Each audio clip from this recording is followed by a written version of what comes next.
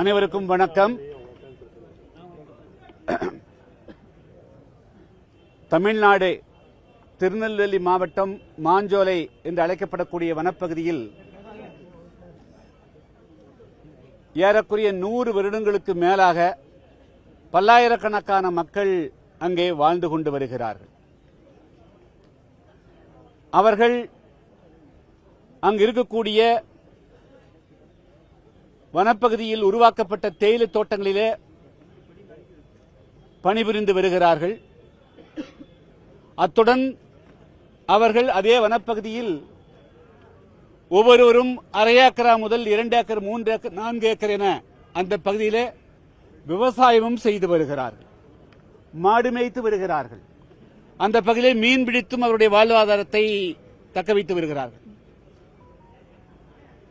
இப்படி அவர்களுடைய வாழ்வாதாரம் மாஞ்சோலை இருக்கக்கூடிய 5 கிராமங்கள், அதாவது மாஞ்சோலை, ஊத்து, நாலுமுக்கு, சுண்ணாம்பு டிவிஷன், காக்காச்சி என்ற போன்ற பகுதிகளிலே பரவி அந்த மக்கள் அந்த பகுதியிலே தொன்று தொட்டு வாழ்ந்து வருகிறார்கள்.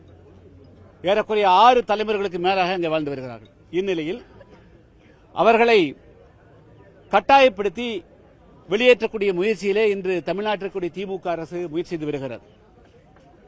நாங்கள் அவர்களுக்கான வாழ்வாதாரத்தை அங்கேயே ஏற்படுத்தி தர சொல்லி பல்வேறு விதமான போராட்டங்களை நடத்தி வந்திருக்கிறோம். அவர்களுடைய வாழ்வுரிமையை பாதுகாப்பதற்கு 2006 வன உரிமை சட்டம் தெளிவாக சொல்லுகிறது. அதாவது எந்த ஒரு தனி நபரோ, ஒரு குடும்பமோ, ஒரு குழுவோ வனப்பகுதியில் 3 தலைமுறைகளுக்கு மேலாக அங்கே தங்கி அங்கே விவசாயம் செய்யாவிட்டால் கூட தரைப்பகுதியிலே வேறு தொழில் செய்தாலும் கூட அவர்களுக்கு வன உரிமை சட்டத்தின்படிதான் அவர்களுக்கு தீர்வு காண வேண்டும் என்று. இப்பொழுது இவர்களுக்கு 6 தலைமுறைகளுக்கு மேலாக அங்கே வாழ்ந்து கொண்டிருந்தாலும் கூட அவர்களை இப்பொழுது கட்டாயப்படுத்தி காவல்துறை தன்னுடைய நிர்வாகத்தை பயன்படுத்தி அவர்கள் வெளியேற்றுவதற்குண்டான முயற்சியில் ஈடுபடுகிறார்கள். எனவே மத்திய அரசு இதை வேடிக்கை பார்க்கக்கூடாது. இந்த 2006 வன உரிமை சட்டம் என்பது மத்திய அரசால் இதுபோல வனப்பகுதியில் வாழக்கூடிய மக்களை இந்த வனத்துறையினர் மனிதநேயமற்ற முறையிலே வெளியேற்றுகிறார்கள். நாங்கள் புலி வளர்க்கப் போகிறோம், யானை வளர்க்கிறோம் என்றெல்லாம் சொல்லி மக்கள் மனிதநேயமற்ற முறையில் நடந்து கொள்கிறார்கள். எனவே வனத்தையும் பாதுகாக்க வேண்டும், வனவிலங்குகளையும் பாதுகாக்க வேண்டும், அதே சமயம் மக்களுடைய வாழ்வாதாரத்தையும் பாதுகாக்க வேண்டும் என்ற 3 அம்சங்களோடு தான் 2006 வன உரிமை சட்டம் கொண்டு வரப்பட்டது. எனவே அந்த 2006 வன உரிமை சட்டத்தை முழுமையாக அமலாக்க வேண்டும் என்று மத்திய அரசு மாநில அரசுக்கு அழுத்தம் கொடுக்கணும். நாங்கள் நான் பலமுறை மத்திய அரசுக்கு கடிதம் எழுதிட்டேன். ஆனால் அவர்கள் அதில் மெத்தனை போக்கு காட்டுறாங்க, அவர்கள் கை கழுவுறாங்க. மாநில அரசு தான் செய்யணும் அப்படிங்கிற மாதிரி. அப்புறம் எதுக்கு மத்திய அரசு 2006 வன உரிமை சட்டம் நீங்க கொண்டு வந்தீங்க? அப்ப நீங்க விட்டுருக்க வேண்டியதானே?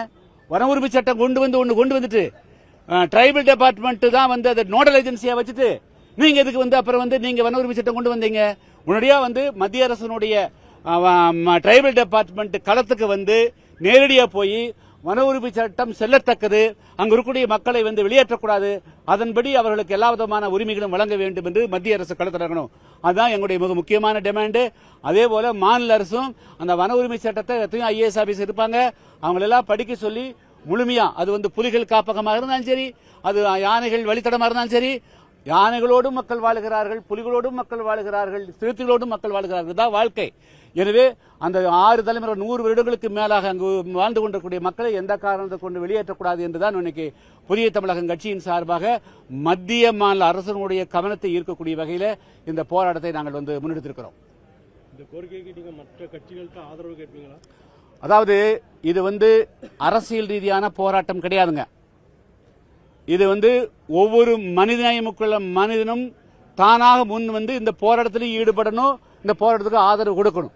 ஆனா தமிழ்நாட்டில் 40 நாடாளுமன்ற உறுப்பினர்கள் வெற்றி பெற்று வந்திருக்கிறாங்க, ஓட்டு வாங்கிக்கிறாங்க. ஆனா அவர்களுடைய கடமையை கூட உணர்ந்த ஒரு நாடாளுமன்ற உறுப்பினர் கூட தமிழ்நாட்டை சார்ந்தவர்கள் அதுக்காக குரல் கொடுக்க ரெடியா இல்ல. ஆச்சுங்களா? 234 சட்டமன்ற உறுப்பினர் இருக்கிறாங்க, எல்லாரும் வாய் மூடிதான் இருக்கிறாங்க. ஆச்சா, எல்லாரும் அரசியல் கணக்கு போடுறாங்களே தவிர ஓட்டு தான் வாங்குறாங்க நினைக்கிறாங்க தவிர மக்களுடைய உரிமைகள் பாதிக்கப்படுகின்ற பொழுது ஒருத்தர் கூட களத்துக்கு வராத நிலைமை தான் தமிழ்நாட்டில் இன்னைக்கு அவல் நிலை இருக்கிறது. அரசியல் மையப்படுத்தி அரசியல் போயிட்டு நினைக்கிறீங்களா? இதுல இன்று எங்களுடைய போராட்டம் ரொம்ப முக்கியம். ஆயிரக்கணக்கான பேர் 2000-3000 கிலோமீட்டருக்கு அப்பா இருக்கக்கூடிய டெல்லியில அந்த மக்களுடைய வாழ்வுரிமையை பாதுகாக்க வேண்டும் நாங்கள் போராடி இருக்கிறோம். மற்ற அற்ப விஷயங்கள், சின்ன விஷயங்களை நாங்கள் கருத்து சொல்வதற்கு தயாராக இல்லை. ஓகே.